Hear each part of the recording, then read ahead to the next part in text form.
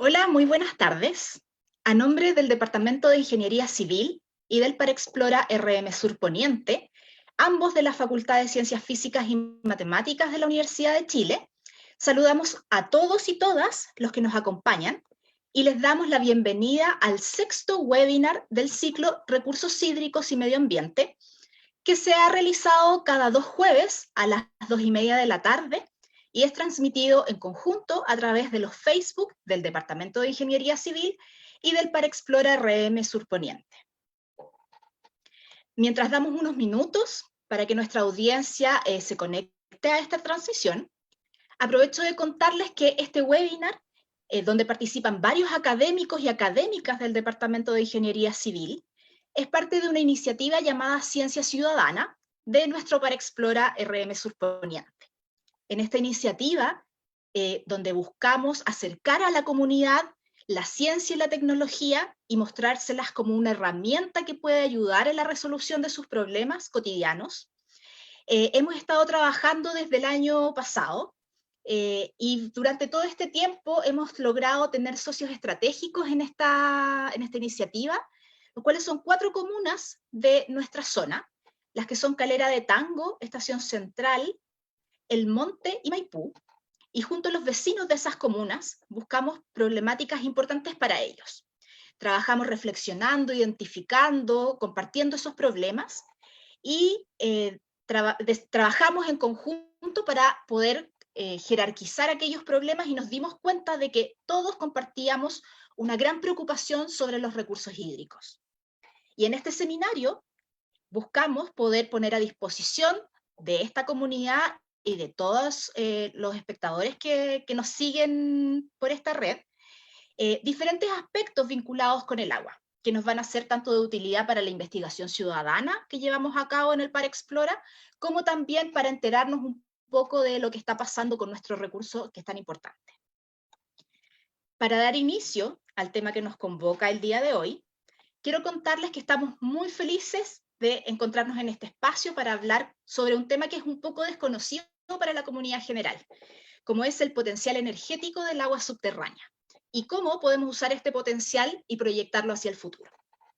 Para esto nos acompaña Juvenal Letelier, quien se define como un físico teórico que trabaja en ciencias de la Tierra, ya que él es licenciado en física y magíster en ciencias exactas de la Pontificia Universidad Católica de Chile.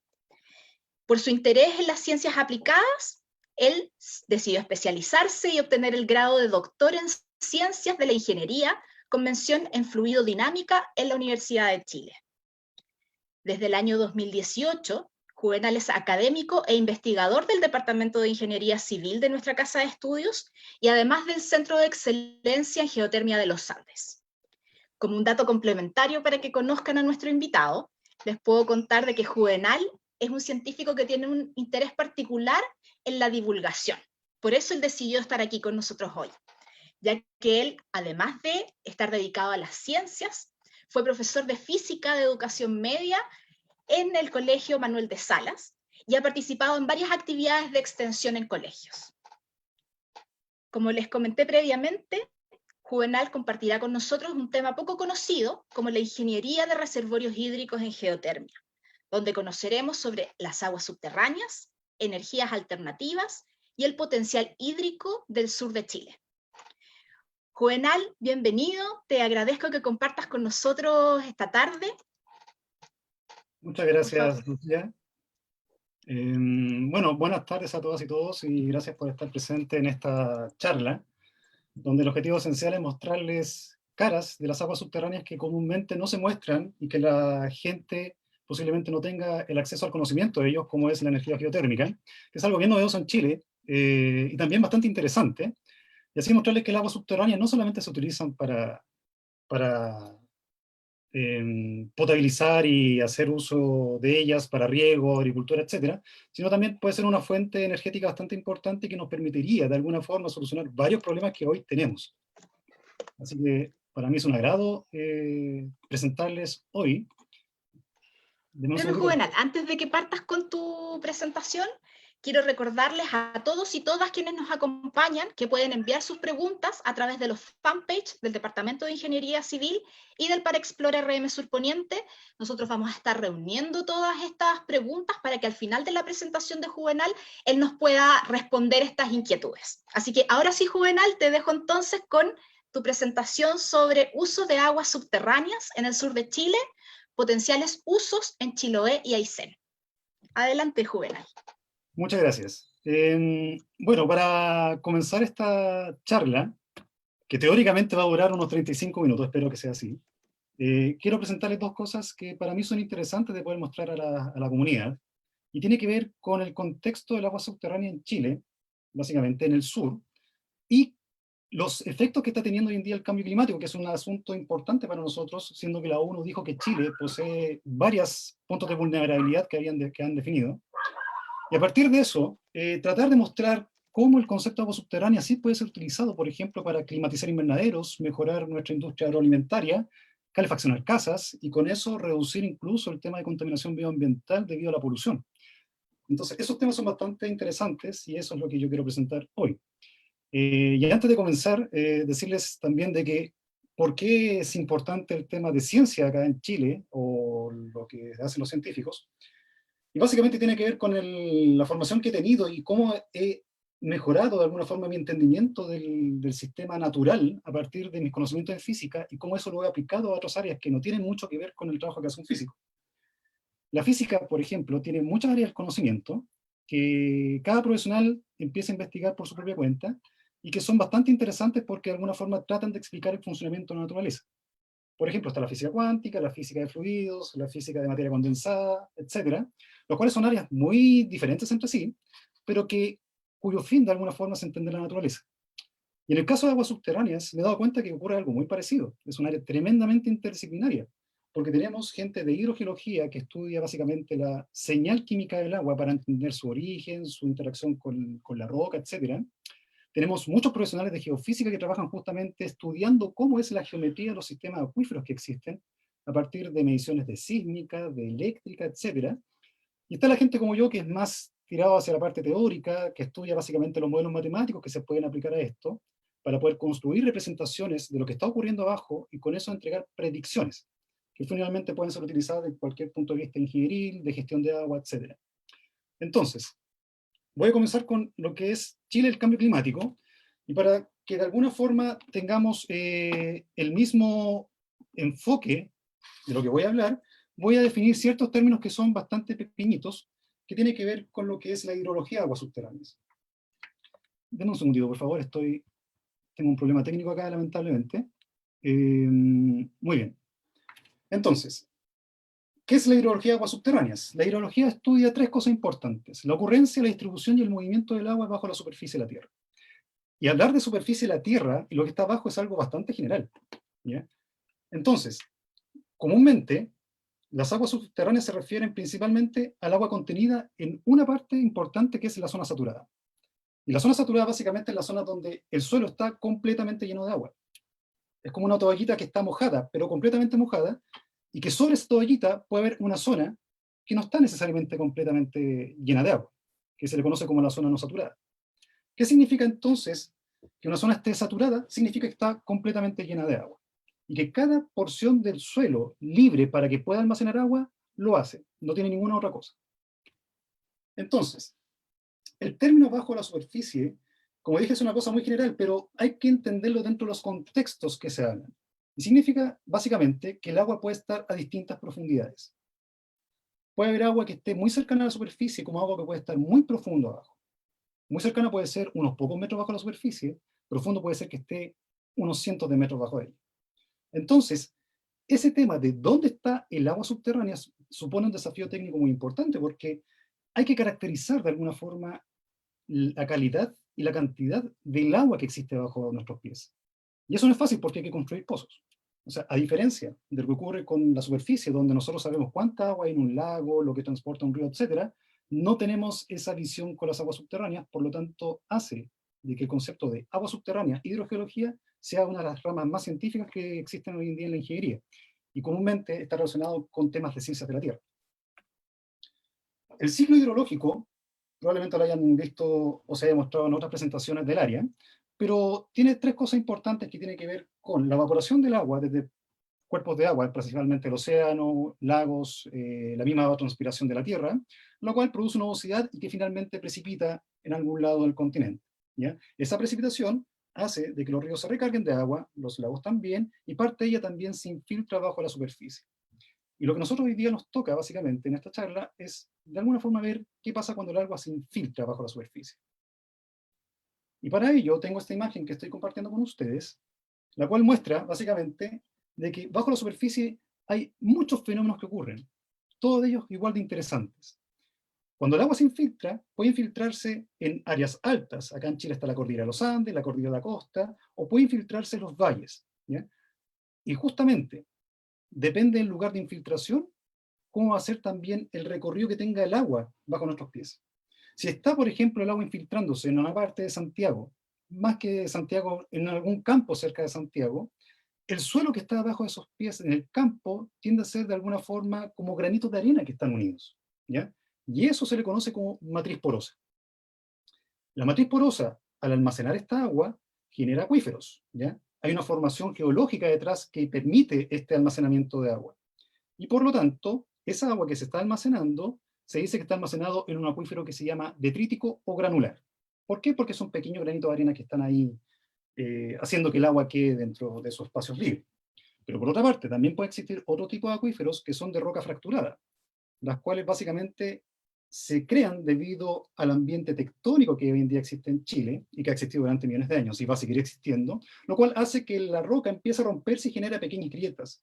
Pueden ser pequeñas, pueden ser grandes, depende mucho de dónde estemos situados, pero esas pequeñas grietas o grandes grietas permiten que el agua se almacene y también permiten que el agua pueda transmitirse.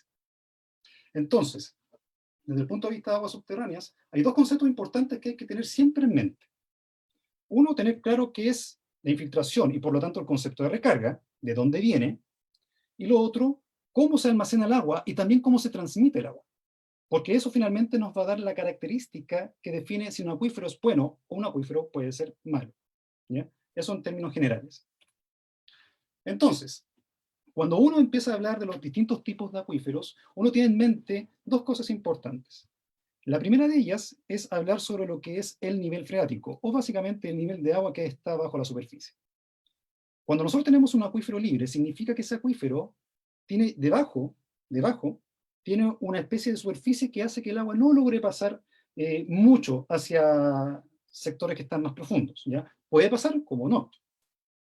Entonces, cuando yo tengo la superficie y tengo esta especie de cama que está como una cama que soporta este espacio de arenita que están unidos, el agua puede almacenarse y alcanzar un cierto nivel.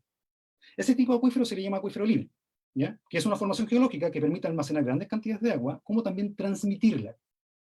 Y en Chile hay varios lugares donde existen este tipo de acuíferos. Pero por otra parte, hay otros acuíferos, los cuales están como una especie de sándwich entre dos capas que no permiten mucho la transmisión de agua, y entre ellas hay una especie de toallita que almacena agua y también puede transmitirla. Ese tipo de acuífero que está como especie de sándwich, que está confinado, el nombre lo dice, se llama acuífero confinado. ¿Ya? Y ese tipo de acuíferos también es común en Chile y también es muy común en el sur de Chile. El nivel de agua en un acuífero confinado no necesariamente debe ser el nivel de agua que tiene el acuífero libre. ¿Ya? De hecho, son muy distintos.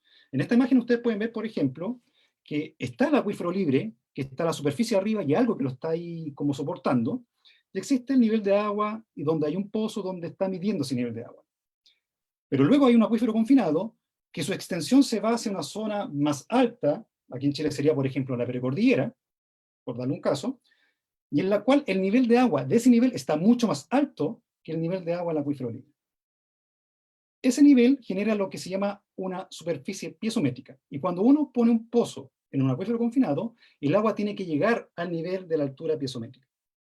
Por lo tanto, hay muchos lugares de Chile donde uno hace un pozo, abre el pozo, y el pozo empieza a fluir solo. Y eso es natural que ocurra cuando las superficies piezométricas están más altas que la cota de terreno. O en caso contrario, podría estar más baja la cota piezométrica, el pozo no va a fluir libremente, pero uno va a ver un nivel de agua en el pozo. Entonces, tenemos el concepto de acuífero libre, construido por granito de arena, que están de alguna forma conectadas con la atmósfera, la presión tiene que ser igual a la presión atmosférica en el nivel de agua. El acuífero confinado, como lo dije, es como una especie de acuífero que está bajo presión, ¿ya? Como tiene una presión confinante, digámoslo de esa forma, la altura del agua tiende a ser un poquito mayor que en el caso de los acuíferos libres, y está el acuífero que es el acuitardo, que es un acuífero que está constituido por también granitos, que permiten el almacenamiento de agua, pero no permiten su transmisión con facilidad. Y ahí están las arcillas, están las arenas finas, un montón de cosas. Entonces, la capacidad de almacenar y transmitir que tiene un acuífero depende de la formación con la cual está hecha. ¿Qué pasa en el sur de Chile? El norte de Chile y el sur de Chile tienen características muy distintas en cuanto a precipitación, hidrología, incluso hidrogeología. Y en nuestro caso particular, en el sur de Chile, al tener un ambiente de precipitación bastante alto, bastante propicio, como que uno no ve muchos problemas de agua como los que podría observar, por ejemplo, en la cuenca del río Limarí o en el Salar de Atacama, etc. Entonces, hay un nivel apreciable de agua que está cayendo durante el año. Ahora, toda esa agua se va por los ríos que están en las zonas, o bien se pueden infiltrar en la depresión intermedia.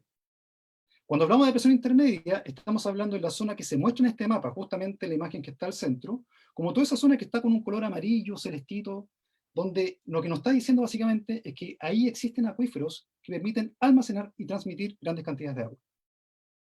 Entonces, esos acuíferos que están en la zona central, en la zona centro-sur, perdón, en la depresión intermedia, tienen dos características importantes. Primero, tienen una permeabilidad primaria importante y lo otro es una buena productividad. ¿Qué significa eso? Cuando hablamos de permeabilidad, básicamente es la capacidad que tiene una formación de permitir el flujo de agua.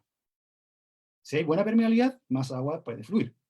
Entonces, permeabilidad primaria significa de que ese acuífero, que es una formación geológica que está compuesta por pequeños granitos, en realidad permite de que cuando el agua se infiltra y empieza a moverse bajo la superficie, lo haga con facilidad. ¿Ya? Primario significa de porosidad. Porosidad es ese espacio libre que está entre los pequeños granos que conforman el subsuelo. Y que significa buena productividad, significa que los pozos que están ahí pueden sacar mucho, mucho caudal. Esas son las definiciones básicas de los términos que estoy utilizando. Y la recarga, como dije, proviene de distintas fuentes. Y aquí la precipitación es importante, pero también está la recarga que producen los ríos. Y acá en el sur de Chile los ríos tienen harto caudal, que se está disminuyendo el tema del cambio climático, pero poseen un caudal que es suficiente como para poder recargar los sistemas acuíferos que están en la zona. Eso pasa desde, digamos, Santiago hasta Puerto Montt, la zona centro-sur de Chile. Pero después está la provincia de los Canales, o la provincia austral, como yo la llamo, que tiene que ver con la zona de Palena y la región de Aysén. Y ahí la cosa cambia completamente. ¿Por qué? Porque las características geológicas que posee en la zona austral de Chile permiten solamente la ocurrencia local de acuíferos. ¿Ya? No existe este concepto de una macrozona donde existen muchos acuíferos que son bastante buenos productores de agua, etc. Allá no, hay zonas bien locales donde existen acuíferos, pero en realidad el ambiente geológico hace que eso no sea como generalizable a toda la zona. ¿Ya? Puede haber acuífero en Coyhaique, pero no significa que ese mismo acuífero sea el que esté en Aysén. ¿Ya? Depende mucho del ambiente geológico que esté inserto. Entonces, acá hay cosas interesantes que uno tiene que empezar a ver, porque en la zona austral llueve mucho, en Coyhaique llueve 600 milímetros de agua al año, en Aysén, Puerto Aysén llueven alrededor de 2 metros de agua al año. Por lo tanto, hay agua superficial, pero el agua podría tener otros usos. Y uno de los usos tiene que ver justamente con una característica geológica que tiene esa zona, que es el tema de la existencia de fracturas, que van como cortando la superficie de la Tierra. ¿Ya? Y esas fracturas pueden llegar muy profundo. Entonces, cuando yo tengo una especie de fractura, y como las fracturas permiten el movimiento más fácil de agua, podría permitir también el transporte de calor de forma más fácil. Porque como ustedes bien saben, la Tierra tiene calor interno. Entonces, por ahí va el objetivo de la charla, de mostrarles de que hay potenciales usos en la zona sur y en la zona austral que tienen que ver básicamente con el uso energético, que es algo que no se habla mucho, pero que en Chile podría ser determinante para el desarrollo, por ejemplo, de la agroindustria o de otras actividades. En el caso de Chiloé, Chiloé está inserto justamente donde se presenta la imagen de la derecha en un rectangulito, y esa imagen muestra, ese es el mapa hidrogeológico que tiene la Dirección General de Aguas del año 86. Ese mapa muestra básicamente de que hay una parte de la isla Grande Chiloé que tiene acuíferos de buena productividad. Y hay otra parte donde está esta roca que es básicamente casi impermeable. Y justamente la imagen de la izquierda muestra puntitos rojos que básicamente son pozos que están construidos desde hace mucho tiempo y los caudales que están sacando esos pozos hoy en día. Y hay pozos donde el caudal de extracción es del orden de los 60, 70 litros por segundo, lo cual es mucha agua. Entonces, ¿qué pasa cuando yo estoy sacando mucha agua a un acuífero? ¿Para qué la estoy utilizando? Puede ser para muchas formas, pero ¿qué pasa con esa superficie freática cuando yo estoy sacando mucha agua de un acuífero?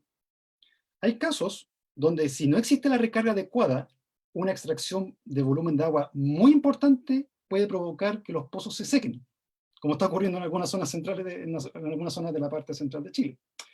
En el sur, eso podría ser el caso, pero dado que hay una recarga importante, podría no ser evidente hoy en día. Hay que acordarse fuertemente de que el concepto de recarga es importante en aguas subterráneas porque, a diferencia de las aguas superficiales, donde la recarga puede ocurrir a la escala de horas, después de una lluvia intensa, en aguas subterráneas esa recarga puede ser a la escala de miles de años. Entonces, ese es el concepto que hay que tener muy en cuenta cuando uno habla de aguas subterráneas. No solamente sacar agua para aprovecharla para usos de saneamiento o regadío, hay que pensar también en cómo funciona el sistema como un todo. Y en el caso de la isla Grande Chiloé, tenemos de que principalmente el uso de agua es básicamente doméstico, de saneamiento, potabilización, etcétera. Luego hay una parte, digamos, menos importante, pero igual es evidente, que se utiliza para riego. O sea, hay actividades que pueden ser ligadas a la parte agroindustrial. Y luego el uso industrial prácticamente, ¿ya? Pero el agua de uso doméstico es el que predomina, casi el 50%. Luego tengo actividades que se utilizan en piscicultura debido a la industria salmonera que existe en la zona. Y los pozos que existen en la isla Grande de Chiloé muestran en este diagrama de frecuencias que aparece en la parte inferior izquierda que los pozos tienen una profundidad bastante importante. ¿Ya? No son pozos profundos, los pozos profundos pueden ser del orden de 200 metros para abajo, pero estos pozos son más profundos que la media que uno observa en distintos lugares de la zona centro-sur, por ejemplo. ¿Ya? Por lo tanto, estos pozos están llegando muy abajo y están tomando aguas que pueden venir también de muy abajo. Entre más baja esté el agua subterránea en un acuífero, más tiempo le toma en recargarse. Por lo tanto, no es llegar y sacar agua. ¿Ya? Entonces, ¿a qué voy con esto? A lo que voy es que lo que presento acá en esta diapositiva es básicamente lo que pasa generalmente en el sur de Chile con el uso actual del agua. Pero en ningún caso se nombra un uso, por ejemplo, para climatizar casas, viviendas, o básicamente climatizar invernaderos que permitan, por ejemplo, el crecimiento óptimo del tomate, que es una hortaliza, no sé cómo llamarlo en realidad, fruta hortaliza, pero que claramente no es el fuerte del cultivo que existe en esta zona. Entonces, podría generarse una industria a partir de un uso eficiente del agua subterránea, que también es sustentable, es amigable con el medio ambiente, lo cual está hoy en día en carpeta dentro de lo que es el desarrollo agroindustrial del país. Y eso tiene que ver básicamente con lo que uno está observando en el cambio climático. Estamos teniendo menos agua hoy en día y hay que utilizarla de mejor forma. ¿Por qué se produce eso? Porque históricamente la acción antropogénica ha elevado los niveles de CO2 en la atmósfera. Y eso ha hecho que cambie el clima. Hoy en día se está observando esos cambios. ¿Ya? Quizás en los años 90 no era tan evidente, pero hoy en día ya hay evidencia concreta de que hay perturbaciones en el patrón de clima actual y eso tiene que ver con el desarrollo de la actividad humana. ¿Ha ocurrido estos cambios en el pasado? Sí, por acción geológica natural, pero hoy en día es debido a nuestra acción en actividad industrial, etc. Por lo tanto, cuando uno mira, por ejemplo, la concentración de CO2 en la atmósfera a lo largo de los últimos 50, 60 años, uno observa un aumento progresivo. A pesar de que existen estas guatitas que básicamente la gente de la comunidad científica lo llama la respiración de la Tierra, porque el hemisferio norte, al estar en verano, las flores crecen, en invierno las hojas caen, y eso tiene un efecto dentro de la cantidad de CO2 que existe en la atmósfera. Pero evidentemente hay un aumento, ¿ya? Y hoy en día ya superamos la barrera de los 400 partículas por millón, lo cual puede tener efectos ya bastante nocivos. Y eso se ha observado justamente en la zona austral, donde los glaciares se están derritiendo. Aquí en la zona central lo podemos ver, por ejemplo, en Santiago, en la zona, si uno mira, por ejemplo, el glaciar La Paloma y el glaciar El Plomo, si uno compara las imágenes de 1950, esos glaciares, con lo que uno ve hoy en día, hay un retroceso evidente, ¿ya? Pero en la zona austral esto es crítico. La imagen que estoy presentando justamente es un glaciar de la Patagonia Austral, la cual uno puede ver la cantidad de agua que se ha derretido, ¿ya? En un lapso de unos 70, 80 años. Eso es producto de la misma naturaleza? ¿Tendrá un efecto? ¿Será debido a cambios naturales que ocurren de repente en la Tierra? ¿O básicamente es debido a la acción antropogénica que ha aumentado los niveles de gases de efecto invernadero? Esa es la gran pregunta que existe hoy en día y la preocupación que tiene mucho la comunidad científica en general. Hay un solo glaciar que está creciendo, que es el glaciar Perito Moreno en Argentina, pero los demás están todos retrocediendo, hasta donde yo sé. Entonces, las causas del cambio climático, supongamos que las conocemos, nosotros somos los culpables. ¿Podemos generar remediación a eso? Claramente, y hay un punto que se habla muchísimo hoy en día, que es el almacenamiento geológico del CO2, cosa que no voy a tocar hoy en día en la charla, pero que básicamente también es un problema de aguas subterráneas bastante interesante.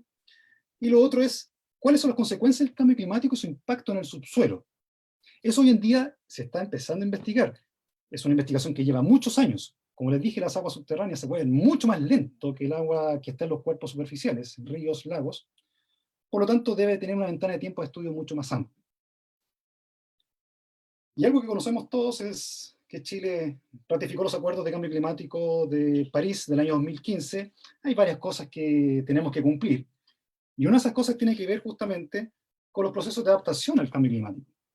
Y en los procesos de adaptación al cambio climático hay una palabra que hoy en día es importante, que es la gestión del recurso hídrico. Tenemos que utilizar eficientemente cada gota de agua que cae. Por lo tanto, tenemos que esa gota de agua, si está en un proceso sanitario, tenemos que reutilizarla luego de haber cumplido ese proceso para volver nuevamente al sistema. Eh, Hay muchas cosas por hacer en ese camino. Y eso es un desafío que, que tiene toda la sociedad. Y en particular las aguas subterráneas también. ¿Ya? Entonces, para no hablar generalmente del concepto de gestión hídrica conjunta, quiero solamente tocar un tema que considero que es relevante y que en esta charla me sirve para poder también hacer difusión del trabajo que no solamente hago yo, sino que hace todo un equipo de personas que están trabajando hace más de 10 años en el área, y tiene que ver con el uso geotérmico. ¿Por qué? Porque el Ministerio de Energía en Chile estima que para el año 2050 en el país se utilizará, su materia energética será al menos el 90% de energías renovables. Claro, después del boom solar de la última década, como que ese objetivo sí se puede materializar. Chile se ha puesto de moda justamente con el uso eficiente de las energías renovables. El desierto de Atacama es un tremendo suministro de energía solar. Hay que utilizarlo, pero hemos relegado las otras energías, ¿ya? Y son igual de importantes. También depende mucho del contexto donde uno está inserto, en qué voy a utilizar esa energía. Por ejemplo, el norte de Chile tiene mucho sol durante el año, hagamos energía solar, súper bien, pero el sur de Chile tiene mucha agua. Y tiene mucha agua también en los acuíferos. Y es más, el sur de Chile tiene muchas fracturas. Geológicamente tiene aperturas de la Tierra. Y justamente se ha demostrado en la comunidad internacional de que las fracturas realmente pueden ser vías preferenciales de escape del calor interno de la Tierra. ¿Por qué no lo utilizamos para climatizar, para generar una industria sustentable, disminuir nuestra huella de carbono para no traer limones de Arica al sur? Claro que se puede utilizar. Por lo tanto, la geotermia es un problema de aguas subterráneas. Y justamente todos los temas de cambio climático, los tratados que ha firmado Chile, le dan un nuevo impulso para que esto se materialice, sea una realidad nacional. ¿Ya? Y eso es lo que ha hecho el gobierno de Bachelet, lo que ha hecho el gobierno de Piñera y la mesa de trabajo geotérmica que estuvo activa durante 2 o 3 años. Pero para entender eso, y eso es justamente lo que quiero dar como divulgación, hay que entender el contexto donde Chile está insertado. Y Chile es el país más sísmico del mundo. ¿Ya? Todo el mundo ya sabe desde el colegio de que hay una placa que se mete debajo de otra. La placa de Nazca, una placa oceánica, se mete debajo de la placa sudamericana, que es continental. Y se mete a razón de 8 centímetros al año. Por eso en Chile hay terremotos cada 100 años. No es una estadística fuerte, pero es una recurrencia que se da, porque prácticamente en 100 años se acumula un desplazamiento de 10 metros que se suelta inmediatamente después de un terremoto.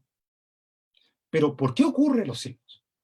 Ocurren porque la Tierra tiene mucha energía concentrada abajo que de alguna forma trata de escapar hacia la superficie. Y eso crea de alguna forma lo que se conoce como tectónica de placas. ¿Ya? Que hay celdas convectivas de calor. Imagínense como que estuviesen calentando una olla de aceite y uno puede ver estas plumas térmicas que están saliendo desde la base de la olla hacia la superficie. Uno puede ver eso. Algo parecido pasa con la Tierra. Pero esas plumas térmicas hacen que muevan la corteza que está arriba. Y la corteza es roca dura. Justamente ese movimiento hace que se cree fricción en alguna parte, en la zona donde se está metiendo la placa sobre otra, y eso hace que se funda la roca y genere lo que se conoce como el magma.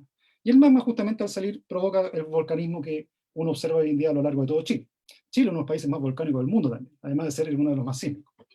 Entonces tenemos varias evidencias acerca de que existe una fuente de calor realmente en Chile que tenemos que aprovechar. Justamente, la naturaleza nos demuestra eso de forma violenta algunas veces, como por ejemplo son las erupciones del volcán Hudson en el 91, a la última que el mundo conoce, que los chilenos conocemos, chilenas y chilenos, que es la erupción del volcán Calbuco del 2015.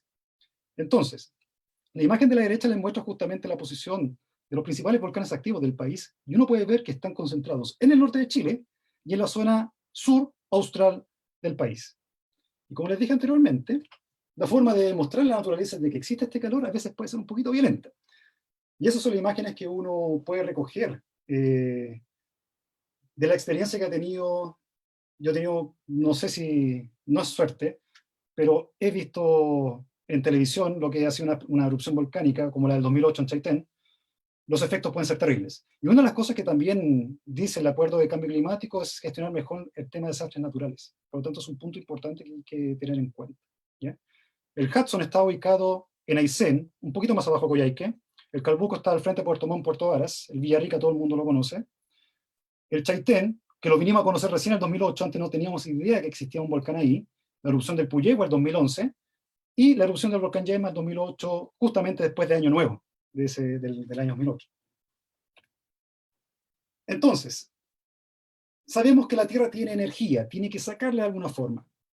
Y la saca de una forma eficiente cuando hay agua debajo de la superficie. El agua es un buen transmisor de calor. Por lo tanto, cuando uno habla de energía geotérmica, debe tener muy claro el tema de escala. ¿A qué escala estoy hablando? Cuando uno habla de aguas subterráneas, también el concepto de escala aparece. Cuando uno habla, por ejemplo, de un acuífero que está bajo un campo, la escala puede ser del orden de 2 por 2 kilómetros en área superficial, pero cuando uno habla de una cuenca, esa escala aumenta. Y por lo tanto aumenta los problemas también para modelar. La Tierra tiene un núcleo interno muy caliente, 6.000 grados Celsius. Y sobre ese núcleo hay líquido, digamos líquido, en realidad es una componente viscoelástica, pero es un líquido, la cual puede transmitir esa energía hacia la capa superficial. La corteza debe tener alrededor de 30 kilómetros, y acá en Chile, en el altiplano, debe tener del orden de 70 kilómetros. Por lo tanto, la corteza es una capita ínfima de lo que es todo el planeta. Y cuando hablo de escala planetaria, estoy hablando de una escala que es del orden del radio de la Tierra, que es de 6.000 kilómetros. Pero cuando empezamos a hacer zoom hacia la corteza, hacia la parte externa de la Tierra, vamos dándonos cuenta de que este fluido en realidad empieza a ser duro, se forma la litósfera, la corteza terrestre, y ahí hay diversos procesos de transporte de calor. Por ejemplo, hoy día hace frío, si uno toca, por ejemplo, la mesa está fría, el calor se está transfiriendo de forma conductiva, el contacto de dos cosas. Pero también puede transmitirse de forma convectiva, porque hay un fluido que está haciendo ese ejercicio. Por lo tanto, cuando hablamos de la escala litosfera, estamos hablando de una escala de 100 kilómetros de profundidad. Es mucho más chico que la escala planetaria. Pero si hacemos un zoom a lo que ocurre cerca de la superficie, nos damos cuenta de que el transporte de calor es bastante variado. Y de hecho, cuando vemos una escala de profundidad de 5 kilómetros, aquí empieza a ser importante las fracturas. ¿Por qué? Porque hay fracturas que son realmente vías de escape del calor, porque el agua, como se mete una fractura, y la fractura permite el movimiento más libre del agua, digámoslo así, hace que toda la temperatura se eleve y vaya a esa superficie de forma más óptima. Eso es lo que está pasando a 5 kilómetros de profundidad. Y Chile es un país que tiene muchas fracturas. Pero cuando vemos un pequeño zoom ya cerca de la superficie, podemos hablar de la escala somera o la escala cercana a la superficie, que es del orden de los 100 metros de profundidad, la cual siempre se ve como una especie de casa de alguna infraestructura civil que está en la superficie, la cual puede estar sacando agua por un pozo. Y ahí viene la pregunta interesante. ¿Todo este calor de la Tierra se podrá utilizar para hacer cosas más novedosas? Y la pregunta es sí. Se hace en todo el mundo. Esa es la energía geotérmica.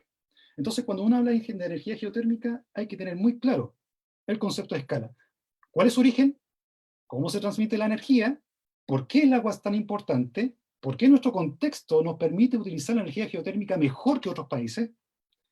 Y que finalmente va a tener impacto en todas las obras civiles que pueden haber de aquí en el futuro. Las casas podrían tener una climatización que no sea basada en gas natural, podría ser basada justamente por energía geotérmica, por ponerle un caso. En el mundo ha habido muchísimos ejemplos de ciudades que en el pasado tuvieron problemas de contaminación muy grandes y se transformaron debido al uso eficiente de la energía del subsuelo. El caso más claro, que para nosotros también es lejano por la posición geográfica que existe, pero Reykjavik, la capital de Islandia, se basó en energía geotérmica, pudo de alguna forma solucionar su problema de contaminación ambiental y hoy en día es una ciudad modelo, justamente por el uso eficiente del recurso del subsuelo. Chiloé tiene muchos potenciales, ¿ya?, en cuanto a un uso sustentable de las aguas subterráneas. Pero dado que estamos hablando del tema del calor, de las escalas, de las fracturas geológicas, bueno, Chiloé está atravesado por fracturas geológicas, justamente. Hay que hacer estudios más al detalle, eso es una realidad. Chile tiene la ventaja, desventaja en realidad, no ventaja, tiene la ventaja de que se conoce muy poco lo que ocurre abajo, muy poco. Lo cual da una ventaja que tenemos que ir a estudiar, porque puede haber muchas cosas interesantes que podemos sacar. Y justamente, cuando uno habla de Chiloé y tiene en la cabeza esos altos caudales que está sacando de agua, chuta, ¿y esa agua no tendrá un poquito de energía?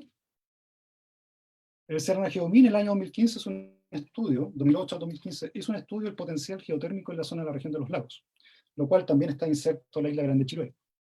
Y uno de los principales resultados de ese estudio es que básicamente la isla de Chiloé tiene un potencial geotérmico.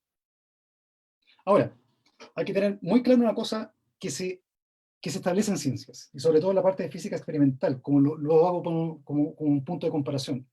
Cuando uno muestra a la comunidad un resultado científico, siempre va a haber un laboratorio, un grupo de gente que va a querer replicar ese resultado científico para ver si lo obrado o lo hecho es correcto o tiene deficiencias que deben mejorarse. ¿Ya? Eso es la forma de construir ciencias.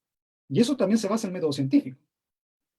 Estos resultados son importantes, pero hay que volver a mirar justamente por el hecho de que tiene que haber una segunda opinión, y eso es algo práctico que se hace en todas las ciencias. Pero ya tenemos en la cabeza de que ya hay un estudio preliminar que dice que Chiloé tiene un potencial geotérmico importante. ¿Qué significa eso? Si ustedes ven en la imagen izquierda, ustedes van a ver una serie de fracturas que van como oblicuas, de noroeste a sureste.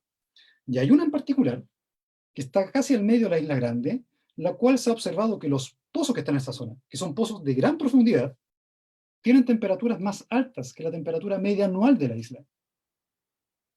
Cuando un acuífero somero está afecto a la variación estacional que existe en superficie, la temperatura del agua tiende a cambiar, pero después de unos cuantos metros siempre tiende a estabilizarse en torno a la temperatura media anual de la zona.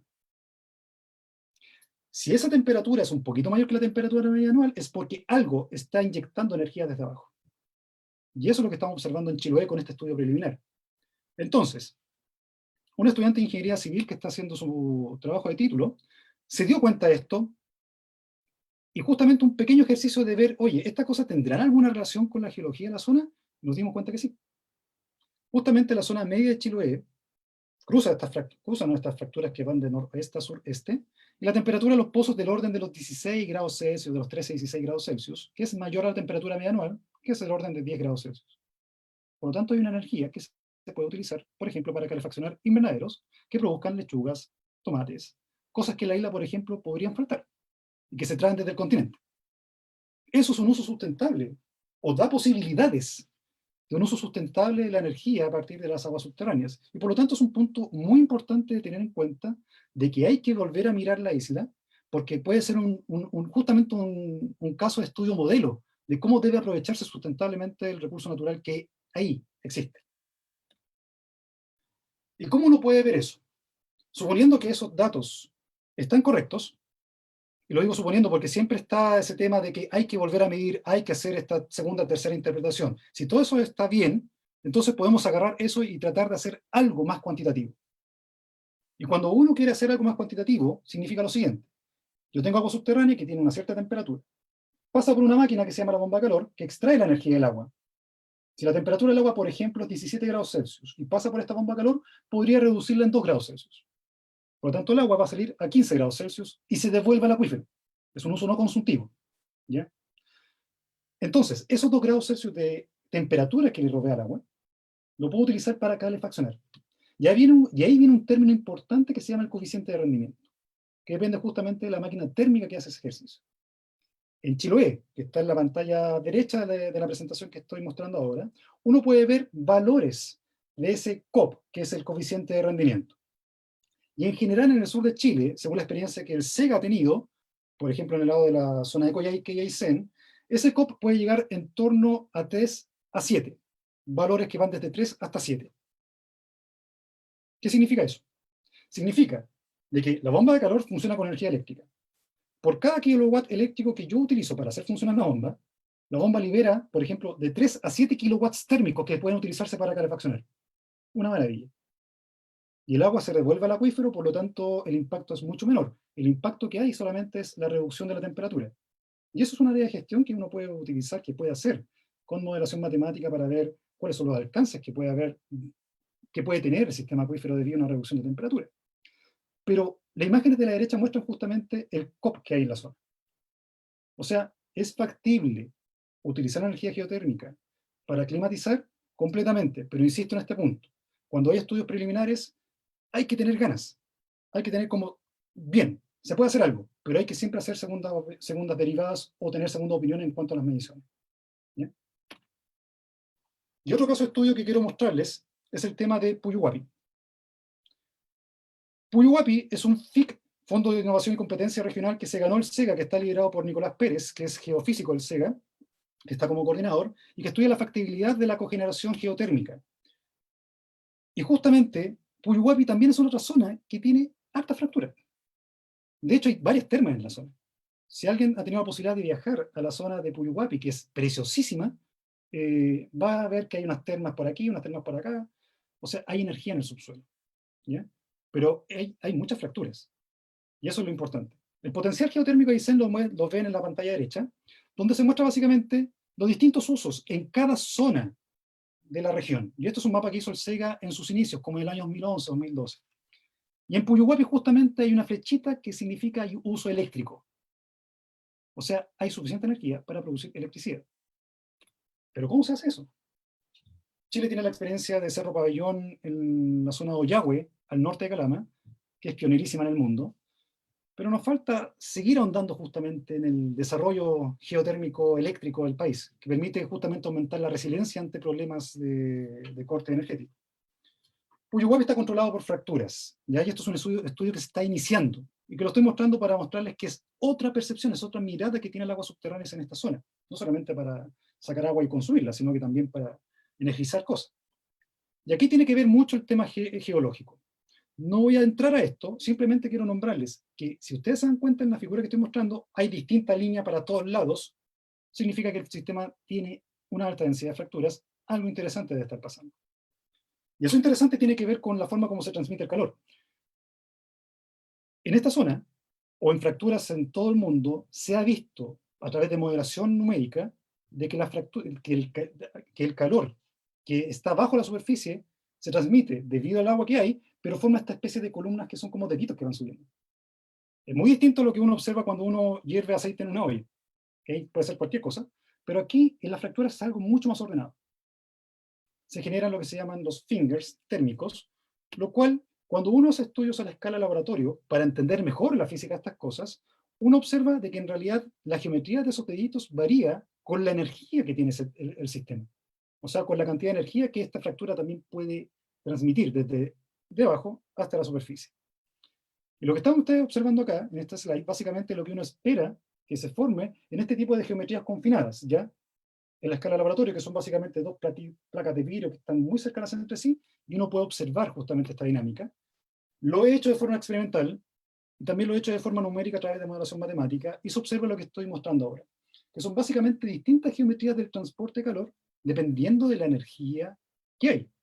Entre más energía, estas plumas se desordenan mucho más. Por lo tanto, utilizar la energía geotérmica no es llegar y hacer un pozo. Hay que hacer un pozo, pero justamente en el lugar donde exista una pluma térmica que esté ascendiendo. Porque hemos tenido la experiencia de hacer un pozo en un lugar, tener un buen rendimiento energético, pero 100 metros al lado hacemos otro pozo y no sacamos nada. Y eso probablemente se deba a que estamos justamente pegando una zona donde existe una pluma que está subiendo y la zona que está al lado no pega esa pluma que está subiendo. Finalmente, y el caso más emblemático, el tema de Coyhaique. ¿Por qué digo emblemático? Coyhaique es una zona preciosísima del sur de Chile. Tuve la oportunidad de conocerlo recién el verano de este año. Casi toda la región de Aysén, en verdad, para serles sincero. Es una zona preciosísima de Chile, pero tiene un problema fundamental. Hay mucho frío en la zona y la forma de calefaccionarse es con leña húmeda. Y donde existe combustión de leña húmeda significa que hay emisión de hollín que va a la atmósfera. Y ese hollín, en grandes cantidades, puede provocar problemas sanitarios enormes. Y eso es lo que se observa lamentablemente hoy en Coyhaique. Por lo tanto, me acuerdo del caso de Reykjavik, que era algo parecido en el año 1920 y que hoy en día es ciudad modelo. ¿Y por qué Coyhaique no puede ser nuestra ciudad modelo? ¿Tiene toda la capacidad para ser nuestra ciudad modelo? Claramente. Nos falta un poco de convicción, sí. Entonces, ¿por qué es un punto importante, un punto de inflexión dentro de lo que ha hecho, por ejemplo, el Centro de Investigación en Geotermia, de Excelencia en Geotermia? Porque se pudo instalar una bomba geotérmica en un edificio público que es un liceo bicentenario. Y eso fue premiado internacionalmente hace un año atrás, o 2 años atrás. Hoy en día eso funciona bien, y lo que les quiero mostrar ahora, básicamente es, ok, tenemos una bomba de calor, funciona, pero ¿y el agua subterránea? ¿Qué pasa con eso? Las bombas de calor básicamente son dos aparatos que están dentro de una sala no mayor a una pieza, no mayor a una pieza, donde existen estas dos bombitas, que son justamente lo que extrae la energía del agua y la convierte en energía térmica, y tiene una bomba de inercia o una caldera de inercia que es básicamente para guardar esa energía. Y cuando el sistema lo requiera, lo puede utilizar. Cuando eso está operando, justamente pasa lo siguiente. Cuando el pozo está bombeando agua, el nivel de agua del pozo desciende. Cuando nosotros estudiamos ese descenso, podemos estudiar las características del acuífero. Pero un punto importante también que debe estudiarse en cada pozo es su perfil térmico. Si uno hace, por ejemplo, un perfil térmico con una sonda y puede medir la temperatura, uno se da cuenta de que esa temperatura puede alcanzar un valor constante después de una cierta profundidad. Y uno teniendo esa temperatura puede saber si ese acuífero nos puede dar energía térmica para poder calefaccionar o no. Entonces, una de las características fundamentales es que cuando uno hace perfilamiento térmico a lo largo del año, se observa lo que es la variación estacional, que es la imagen que está a la izquierda, donde los primeros 5 metros, por ejemplo, hay una heterogeneidad de las mediciones debido a que el verano hace mucho calor y el invierno hace mucho frío. Pero después de una cierta profundidad, como que eso se estabiliza la temperatura media de la zona. En el caso de Coyhaique, vemos esta variación estacional en el gráfico que está a la derecha, como que la temperatura está alta, estamos viviendo en verano, fue una medida en enero de este año, y luego baja a alcanzar una temperatura promedio alrededor de 9 grados Celsius. ¿Podemos usar esa temperatura para calefaccionar? Claramente. Podemos quitarle un par de graditos y poder calefaccionar un área importante. ¿Ya? Pero cuando vemos los pozos también tenemos que estudiar cuál es la estratigrafía de la zona. Y en el caso particular que estoy mostrando, hay distintas formaciones geológicas de importancia, como arcillas que están como haciendo un sándwich en alguna zona que es más permeable. Justamente este tipo de acuífero puede ser un acuífero confinado. ¿Ya? En realidad el sur de Chile es bastante heterogéneo. El tema de confinado, semiconfinado, multicapa, hay que analizarlo mucho mejor. Es un acuífero bastante heterogéneo, pero puede ser utilizado para poder calefaccionar. Y para finalizar, ¿qué es lo que hacemos desde el punto de vista de ingeniería civil para entender justamente el funcionamiento de estos sistemas? Recopilamos toda la información existente de los colegas de hidrogeología, de los de geofísica, la medición que hay en pozos, para poder construir modelos conceptuales. Esos modelos conceptuales lo puede hacer cualquier persona que trabaje en el área, pero es uno de los trabajos esenciales que hacemos nosotros en el departamento. Entonces, en el caso particular del pozo que estoy mostrando en Coyhaique, les puedo mostrar aquí la geometría tridimensional, que es parte del trabajo de título que está desarrollando un alumno, Álvaro Vargas. Y básicamente uno puede ver de que existen dos ríos importantes. Y lo que les dije al inicio, esos dos ríos también pueden recargar un acuífero. No necesariamente el acuífero tiene que recargarse por la lluvia. ¿Ya? Entonces, ¿puede haber un transporte de agua importante? Sí. Fíjense que el río de la izquierda está más alto que el río de la derecha, por lo tanto uno espera que el río de la izquierda permita que haya una especie de recarga al acuífero y el agua vaya hacia abajo. ¿Ya? Eso es un resultado esperable. No estoy diciendo que sea lo correcto, ¿ya? Pero es lo esperable. El pozo tiene 36 metros de profundidad. No es un pozo muy profundo, pero suficiente para los requerimientos que queremos. Entonces, para poder saber el impacto de sacar esta agua y reinyectar el agua a menor temperatura, hacemos modelos numéricos. Y ahí le estoy mostrando, por ejemplo, un caso particular de la definición de un cierto dominio, con sus condiciones de borde bien claras, y en ese caso las condiciones de borde están dadas por los ríos, Una condición de borde es una condición que se da al modelo que siempre se cumple. ¿Ya? Y abajo aparecen ecuaciones matemáticas que pueden ser asustadizas, pero en realidad es lo que se utiliza en la comunidad. Nosotros resolviendo estas ecuaciones matemáticas a través de computación, y hoy en día computación de alto rendimiento, somos capaces de poder modelar cómo sería la afectación de una pluma térmica de baja temperatura cuando se está metiendo esta agua más fría en el acuífero. Y eso es re importante entender, porque nos permite planificar construcciones de pozos que permiten aumentar justamente la oferta energética que puede demandar, por ejemplo, un establecimiento público, un colegio, un edificio, etcétera, ¿ya? O un conjunto de casas con calefacción distrital. Entonces, con esto y para cerrar este webinar, el mensaje es el siguiente. No siempre el agua se utiliza para efectos de consumo humano por potabilización o saneamiento o riego. Hay otras características que deben ser utilizadas, que pueden darnos justamente la llave, o una posible llave, para aspirar a un desarrollo sustentable, que es lo que la mayoría de la población también desea en el futuro para nuestros hijos y nuestra sociedad. Eso es todo. Les agradezco mucho su atención. Un gran abrazo. Muchas gracias, Juvenal, por tu interesante presentación. La verdad es que nos da muchas cosas para poder pensar sobre cómo tener un país más sustentable, ¿cierto? Cómo poder combatir un poco la contaminación con este nuevo tipo de energía, que al parecer son o están disponibles en muchos sitios de nuestro país. Y bueno, a través de nuestras redes sociales hemos recibido bastantes preguntas. Y este es el espacio en que nosotros vamos a poder mostrar la voz de estas personas para que tú nos puedas ayudar a resolver sus inquietudes.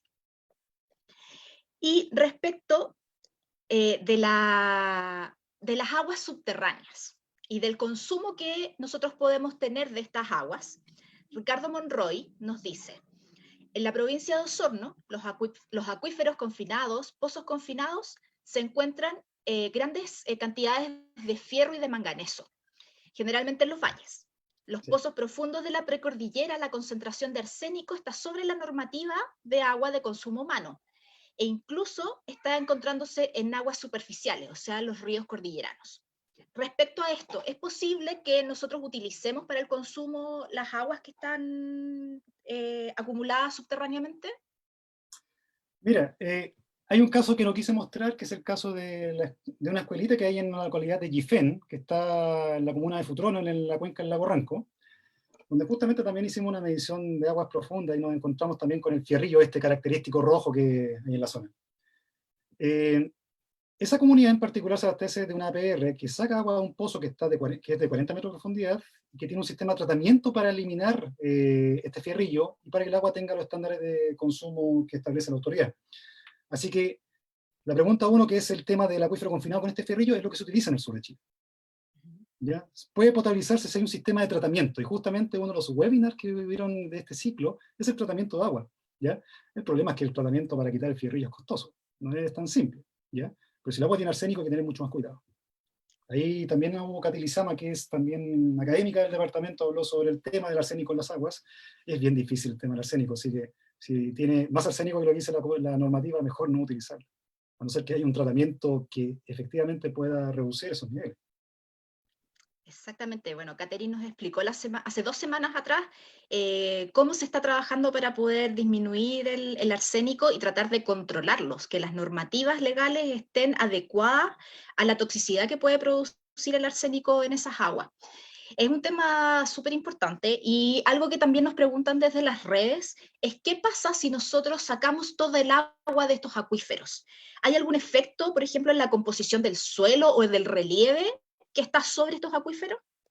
Súper buena pregunta. Ataca justamente el tema de gestión que hablé hace algún momento. ¿Qué a la escoba? ¿Qué a la escoba? ¿Qué a la escoba? ¿Por qué digo eso? Hay dos puntos importantes de considerar. Pensemos que no hay afectación de la formación geológica. Pensemos solamente en el tema del agua. Si yo tengo un pozo que se seca, significa que tengo que hacer un pozo más profundo. Y si ese pozo se seca, más profundo. Entre más profundo el pozo, más caro hacerlo. Ya sé que hay un tema económico que está detrás, pero más importante aún es el tema de la recarga. Si yo tengo agua subterránea que está a pocos metros de la superficie, por ejemplo, sacándolo de una noria, un pozo un poquito profundo, yo seco ese pozo, al hacer un pozo más profundo estoy captando agua que está más abajo, Pero como dije anteriormente, probablemente la recarga de esas aguas tome mucho más tiempo que la recarga de los acuíferos que están arriba. Y esas pueden ser de escala de miles de años.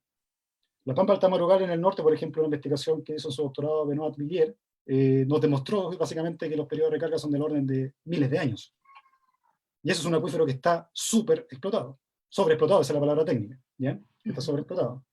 Por lo tanto, no es llegar y sacar todo el agua. ¿Por qué? Porque hay una afectación sobre los pozos de los vecinos y también por el tema de que al acabar una cantidad de agua que está en un cierto acuífero, nos va a obligar a hacer estos pozos más profundos y a afectar ya el tema del ciclo hidrológico que existe en esa zona. ¿Cuál es el segundo efecto? En geotermia es característico que cuando sacamos aguas muy profundas, el suelo se hunde. Eso se llama subsidencia. Cuando uno saca agua, por ejemplo, de un pozo de 2 kilómetros de profundidad, se pueden observar subsidencia del orden del centímetro. Y la pregunta acá, ¿existirá ese proceso también cuando hacemos lo mismo, pero en acuíferos más someros? Quizás puede ser una subsidencia pequeñita del orden del milímetro, pero probablemente eso tenga una afectación en la infraestructura civil que está en superficie. No lo sé. Así que es una pregunta súper interesante, y aquí el mensaje es, cuidado, no lleguéis a sacar agua subterránea. Hay que tener un plan de gestión para eso. ¿Ya? ¿Existen algunos ejemplos donde eso haya sucedido? Donde efectivamente la extracción de agua haya sido excesiva y haya habido subsidencia? No sé esa pregunta. Esa pregunta es un tema que no lo sé hoy en día. No sé si ha existido subsidencia porque no hay mediciones. Y si hubiese mediciones, en realidad no las sé. ¿Ya? Yeah. Pero es lo que uno espera. No estoy hablando que existan subsidencias importantes. Podrían ser pequeñitas. Pero es un proceso natural que ocurre porque cuando uno saca agua de un acuífero confinado, por ejemplo, lo que uno hace es despresurizar. Y cuando uno despresuriza es como que aprieta una botella. Algo cambia. Claro. Es interesante el tema porque de alguna manera nos dice de que si bien tenemos una gran cantidad de agua acumulada bajo nuestros pies, tenemos que tener tanto cuidado en su uso como con el agua que está en la superficie. Es un llamado a atención también para todos. Y ahora respecto a el potencial que nosotros podemos tener en el uso de esta agua subterránea y de la vinculación que tiene con la geología de los países. Tenemos una pregunta donde nos plantean que si tenemos volcanes a lo largo de todo Chile, ¿eso implica que existe potencial geotérmico a lo largo de todo el país? ¿Cuáles son las zonas con mejor potencial para usar esta energía? Es una muy buena pregunta y exactamente uno de los resultados más importantes de los años del Centro de Excelencia en Geotermia es que ha demostrado de que existe un potencial importante a lo largo de la cordillera de los Andes, producto de que existe una fuente de calor. O sea, cuando uno tiene un volcán es porque hay una cámara magmática que puede estar a 5 kilómetros de profundidad, por ejemplo, lo cual está transmitiendo esa energía de forma conductiva en la roca, y cuando esa energía se encuentra con agua, el agua, ¡pum!, lleva esa energía de forma más simple, o sea, no de forma simple, sino de forma más fácil. ¿Ya? Pero para eso también tiene que existir un ambiente adecuado, con la permeabilidad adecuada para que ello ocurra. Y en la cordillera de los Andes es una zona que está tremendamente fracturada. Y una de las cosas que también nos ha mostrado investigaciones muy recientes, como por ejemplo el de Matías Taucar en su doctorado, es que efectivamente las fracturas tienen un rol fundamental, tanto en la recarga como en la transmisión hacia los acuíferos que están en los valles. Entonces, la pregunta que nos dicen acá recién es, sí, Chile tiene un potencial muy importante, donde hay un volcán hay que mirar muy de cerca.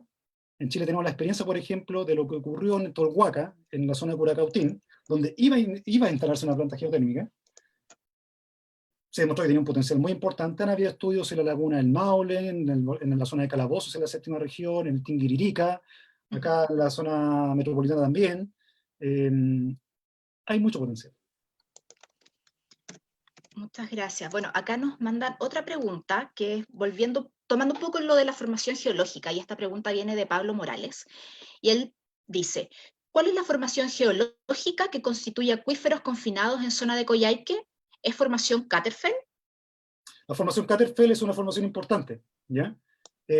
No necesariamente. La formación Catterfell básicamente es una formación muy vieja, que cuando entre más antigua la formación, más impermeable es, a no ser que esté fracturada. ¿Ya? Lo que pasa en Coyhaique es que hay un relleno sedimentario producto de los ríos que hay en la zona, y eso como que deja una camita de arena, que puede ser de distinto tipo en realidad, y eso es lo que nosotros llamamos como acuífero heterogéneo, que tiene distinta composición dependiendo de la historia de sedimentación que ocurre. ¿Ya? La formación Catterfell puede ser una especie de roca base, ¿ya? Donde existe esta conducción de calor, o donde básicamente llega el agua subterránea en esos niveles. Pero el agua subterránea está en otras cosas, como por ejemplo arenas, arcillas, que generan lentes de arcilla, eso. Perfecto, perfecto. Yo creo que quedó clara tu explicación. Y bueno, ahora quiero preguntarte cosas un poquitito más situadas geográficamente. Tenemos algunas preguntas sobre qué es lo que está pasando en Chiloé. Y tú hiciste dentro de tu presentación un vínculo entre la presencia de termas en el continente y este potencial geotérmico. Y Victoria Ruiz pregunta, dice, pero en Chiloé no hay termas. ¿Cómo se explica que tenga potencial geotérmico Chiloé? Es que el potencial geotérmico no necesariamente está ligado a las termas. Cuando uno observa una terma, con una temperatura, supongamos, de 30 a 40 grados Celsius, estamos diciendo que hay una fuente de calor importante, ¿ya? Que la está alimentando. Esa fuente de calor no necesariamente tiene que ser un volcán que esté cerca, ¿eh? Puede que haya una fracturita que esté llevando el calor muy profundamente hacia arriba, por este conducto que estoy diciendo que es más eficiente, y pueda generar esas termas, ¿ya? En Chiloé no se han observado termas, no sabría decirte si existen o no. No se han observado termas, pero lo que sí sabemos, en principio, es que hay zonas con una temperatura mayor a la temperatura normal. Entonces, el potencial geotérmico no solamente tiene que ser con, chuta, hay una terma, podemos hacer energía, electricidad. Tú puedes calefaccionar con quitarle un par de grados Celsius al agua. Y si está más arriba que la temperatura media normal, mejor todavía. Entonces, potencial geotérmico no solamente tiene que ver con termas, sino que tiene que ver básicamente con el uso de la temperatura del agua subterránea.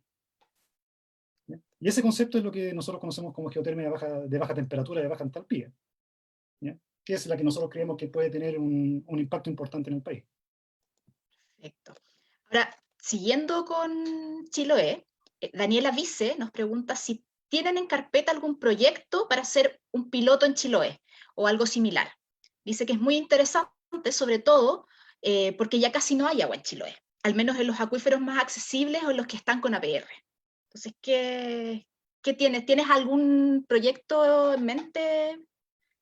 Es algo que estamos trabajando.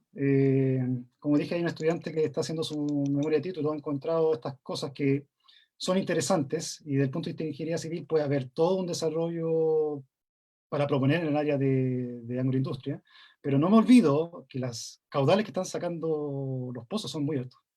Entonces no me extrañaría que existe justamente el problema este de que los pozos se sequen, ¿ya? Eh, este tema del uso térmico del agua tiene que ir de la mano con una gestión bien hecha, ¿ya? Y para eso hay que cerrar tu estudio en Chiloé y nosotros estamos trabajando en eso para poder proponerlo en el futuro cercano. Muchas gracias. Bueno, y la última pregunta de Chiloé. Juan Ancamán nos pregunta, ¿dónde están situados los acuíferos de mayor potencial para consumo humano en la isla? Buena pregunta. Toda la zona que es noreste. Noreste. Toda la zona noreste donde existen acuíferos que tienen un buen rendimiento. Y ahí justamente son las zonas donde sacan más agua. En el lado, por ejemplo, de Quillón, hacia la zona del Parque Tantauco, los mapas geológicos nos dicen que no hay mucha probabilidad de tener buenos rendimientos en acuíferos. Pero en la zona de Castro, de Alcagüe, Chonchi, Ancud, puede existir eso. Estupendo. Bueno, al parecer tu ejemplo de la escuela que estaba temperada con energía geotérmica causó bastante interés. Y al respecto tenemos una pregunta de Carolina Vargas, quien dice que una vez instalada ese tipo de planta sustentable y nosotros la usemos, ¿qué tan económica nos resultaría para nuestro bolsillo? Buen ejemplo. Estoy imaginándome un ejemplo que tengo aquí en la casa. Yo utilizo una estufa a gas. Y la cuenta el mes pasado me salió alrededor de 150 lucas. Así hizo mucho frío en Valparaíso. Cuando tú tienes un proyecto de geotermia como ese, de calefacción, la inversión inicial puede ser de 4 millones de pesos. Para darte un número así estimativo, etcétera. Lo cual se puede recuperar en el corto o mediano plazo, en 4 años. ¿Qué significa eso? En vez de estar pagando 150 lucas en invierno como yo, podría estar pagando unas 20 lucas, 30 lucas. ¿Ya? O O sea, sea, es una inversión inicial alta, pero que tiene retribuciones futuras. Y lamentablemente, eso tiene que ser por cuenta de las propias familias, no hay ningún subsidio para eso. Ese es el problema. En ese mismo sentido, ¿tú crees que falta algo para potenciar el uso de la calefacción geotérmica? ¿Alguna legislación Primero o la institucionalidad. ayuda o inversión de parte del Estado para que eso pueda llegar a usarse? Primero el tema institucional. Hay que mejorar el tema institucional que existe hoy en día. ¿Ya? Hace poco tiempo, no sé si estará ya en carpeta, pero uno no puede llegar y utilizar aguas subterráneas para calefaccionar porque se entiende que su uso es consultivo, o sea que realmente tú vas a consumir el agua, cuando no lo es. Ese tipo de cosas no están en la legislación, o no estaban. ¿Ya? Ujú, Lo cual se estaba trabajando, desconozco si habrá llegado a puerto hoy en día, no me he metido mucho en el tema, pero eso era una barrera importante para el desarrollo de esta energía, porque tú tienes que pedir el derecho a agua correspondiente. claro. ¿Ya? Y eso puede ser todo un problema. Entonces, la institucionalidad y también el tema de la educación a la comunidad, que tiene que ser sustancial en este aspecto. O sea, la comunidad tiene que saber que bajo sus pies tiene una energía que puede ser utilizada.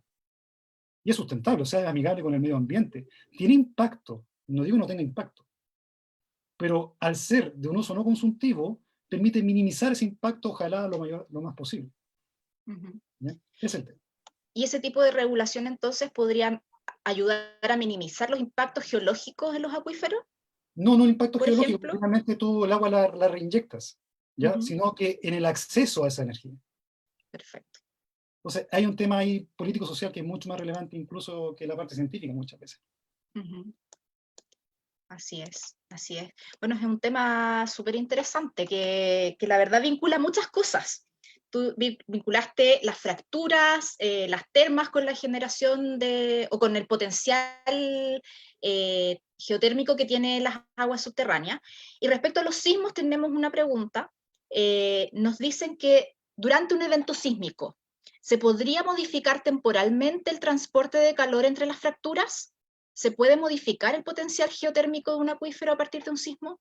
Muy importante pregunta y sí, se puede hacer. Hemos tenido justamente datos de un sismo en particular que ocurrió en 2014 en Iquique, el terremoto del norte, que justamente el CERNO Geomin monitoreó, estaba monitoreando los pozos de la Pampa del Tamarugal y efectivamente tuvieron cambios en el nivel de agua, pero fueron cambios repentinos. Entonces, eso existe. ¿Ya? En tema del transporte de calor, tiene que ver mucho más que un sismo con la historia de la fractura, y eso puede tomar más tiempo. Una fractura puede estar abierta porque está activa, y si no está activa, el agua, como tiene minerales, puede hacer que se selle, o sea, puede haber una precipitación mineral que la selle y no permita el paso fácil de agua. Más que un sismo, ahí se hace importante mucho qué química tiene el agua, qué componentes tiene disuelto. ¿Ya? Y como tú puedes ver, por ejemplo, aquí en la zona del Paraíso, cuando uno pasa un cerro, hay muchas como líneas que están blanquitas, son fuentes hidrotermalizadas. Son fracturas viejitas que no están activas que justamente se taparon. Pero con respecto a la pregunta si el sismo puede generar cambios, observamos que sí, y hay un ejemplo claro con lo que pasó en Tamarugal 2014.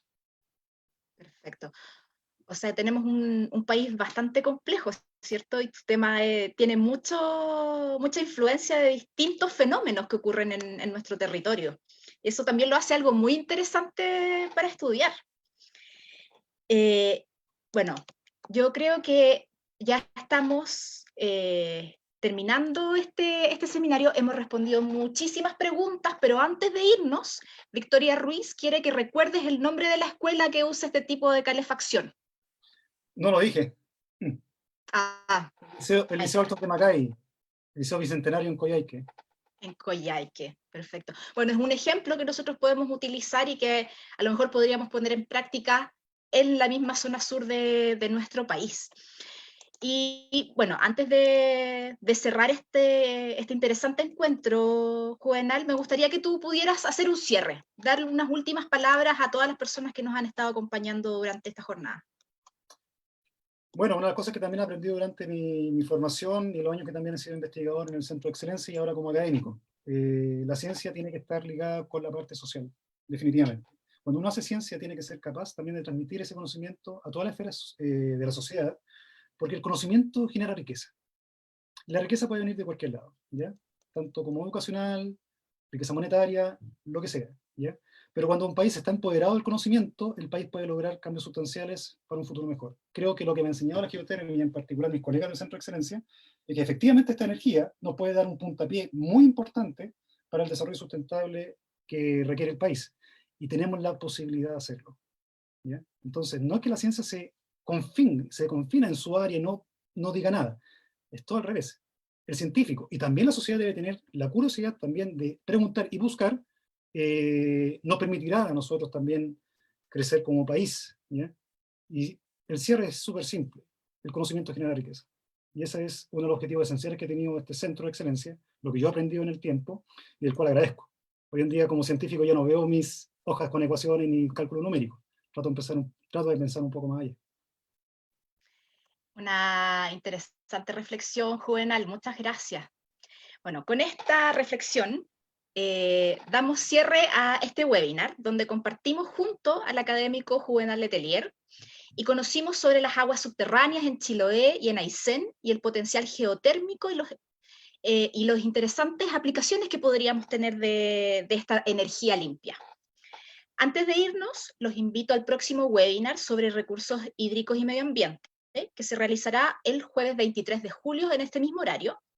Este es el séptimo y último webinar de este ciclo y estará a cargo del profesor Miguel Lagos, quien conversará sobre la oferta natural de agua de nuestros ríos y su relación con la demanda legal de aguas. Bueno, para finalizar, a nombre del Departamento de Ingeniería Civil y del Parexplore RM Surponiente de la Facultad de Ciencias Físicas y Matemáticas de la Universidad de Chile, les agradezco a todos y todas por acompañarnos, por hacer muchas preguntas, por estar interesados en temas de recursos hídricos, y nos vemos en la próxima sesión de seminarios virtuales. Hasta la próxima.